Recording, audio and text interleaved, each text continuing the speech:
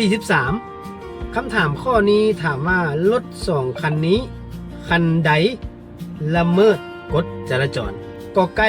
ขอไข่คอควายมี3ข้อกอไก่คันที่1ละเมิดขอไข่คันที่2ละเมิดคอควายบ่มีคันใดละเมิดคำตอบที่ถูกต้องแม่น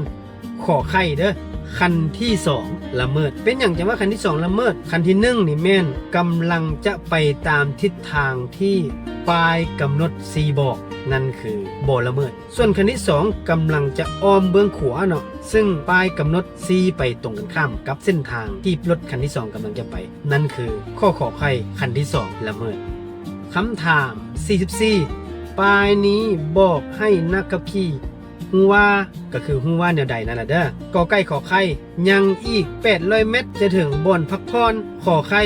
นับแต่ป้ายนี้ไป800เมตรเป็นบ่อนจอดรถเพื่อพักผ่อนคำตอบที่ถูกต้องแม่นข้อใดป้ายเบื้องขวานี้ป้ายสี่เหลี่ยมพื้นสีฟ้านี้มีรูปตั้งมีรูปต้นไม้มีรูป800เมตรป้ายนี้เอิ้นว่าป้ายบริการเจ้าจะตอบข้อใดข้อที่ถูกต้องแม่นข้อกอไก่เด้อเป็นอย่างจังว่ากอไก่